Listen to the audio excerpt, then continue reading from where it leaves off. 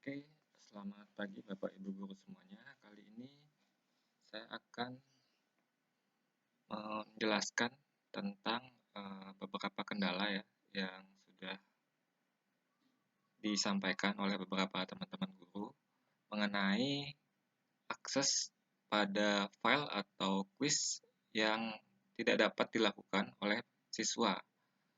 Ya, jadi Bapak Ibu bisa perhatikan video ini agar tidak terjadi masalah-masalah seperti itu. Nah, yang pertama yang ingin saya jelaskan adalah mengenai hak akses ya, hak akses pada classroom. Ya, kita tahu bahwa tidak semua guru itu memiliki akun belajar ID ya untuk saat ini. Beberapa masih dalam proses pengajuan untuk akun belajar ID-nya. Nah, perlu Bapak Ibu perhatikan bahwa ada ketentuan akses yang ditetapkan oleh Google mengenai bagaimana sebuah akun itu bisa mengakses kelas yang ada pada Google Classroom. Nah, di sini Bapak Ibu bisa lihat ya, ketika Bapak Ibu guru menggunakan akun belajar untuk membuat kelas dan siswa menggunakan akun belajar juga, maka ini tidak ada masalah. Mereka bisa masuk kelas, mereka juga bisa langsung mengakses akses quiz dan file langsung tanpa ada konfigurasi apapun. Nah, ketentuan kedua ketika Bapak Ibu guru menggunakan akun belajar, namun siswanya masih menggunakan akun pribadi untuk masuk kelas, ini tidak ada masalah. Mereka tetap bisa join. Namun yang ada sedikit perlu pengaturan adalah ketika mereka mengakses quiz dan file. Nah, kalau mereka masuknya sebagai akun pribadi dan Bapak Ibu membuatnya dengan menggunakan akun belajar, maka kita perlu melakukan pengaturan khusus. Dan pengaturan khusus ini saya akan bahas di video ini. Nah, ketentuan kedua, ketika kita menggunakan akun pribadi untuk membuat kelas dan siswa membuat akun pribadi juga, maka untuk masuk kelas itu tidak masalah. Bisa, akses quiz dan file juga bisa. Nah, masalah yang kedua ketika Bapak Ibu menggunakan akun pribadi, tapi siswanya menggunakan akun belajar. Ini tidak bisa dilakukan Bapak Ibu. Ya, jadi buat Bapak Ibu yang masih menggunakan akun pribadi, siswanya memang harus menggunakan akun pribadi karena kalau misalkan mereka menggunakan akun belajar itu tidak akan bisa masuk.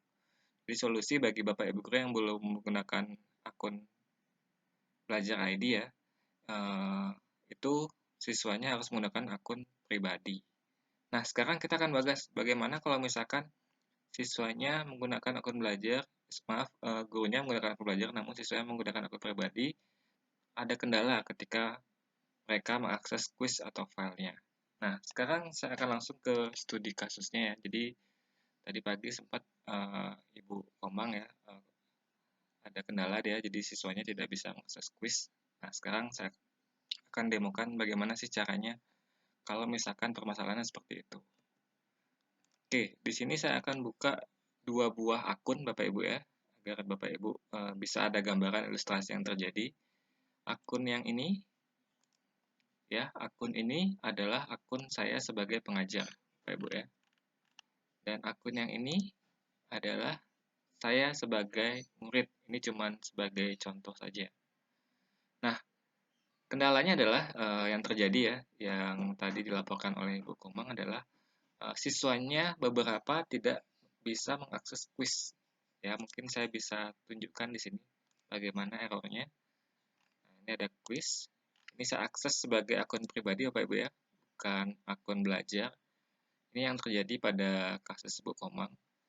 Jadi ketika saya buka kuisnya, nah dia membutuhkan hak akses. Nah, jadi saya akan contohkan bagaimana solusinya bila kasusnya seperti ini. Nah, kasus yang terjadi pada Bu Komang ini adalah, kalau saya ilustrasikan pada PowerPoint tadi adalah, itu adalah gurunya menggunakan akun belajar ID, namun siswanya menggunakan akun pribadi. Nah, ini bisa, cuman hanya kita perlu melakukan sedikit pengaturan. Pengaturannya seperti apa? Nah, sekarang saya akan masuk sebagai guru ya. Di sini saya sudah ditambahkan oleh Ibu Komang sebagai guru pada mata pelajaran perhotelan ini. Saya akan buka akun saya yang lagi satu. Ya, jadi di sini saya sudah bisa akses karena saya sudah masuk sebagai pengajar juga. Ya, kalau Bapak Ibu lihat di sini, pengajarnya ada dua, saya dan Bu Komang. Nah, di sini saya sudah masuk sebagai akun belajar ID. Di sini saya sebagai guru, Bapak Ibu ya. Nah, apa yang kita perlu lakukan untuk melakukan konfigurasi agar siswanya bisa menjawab kuis? Ya, pertama kita buka kuis yang sudah kita buat ya. Ini kuis yang akan saya atur. Saya klik di sini kuisnya.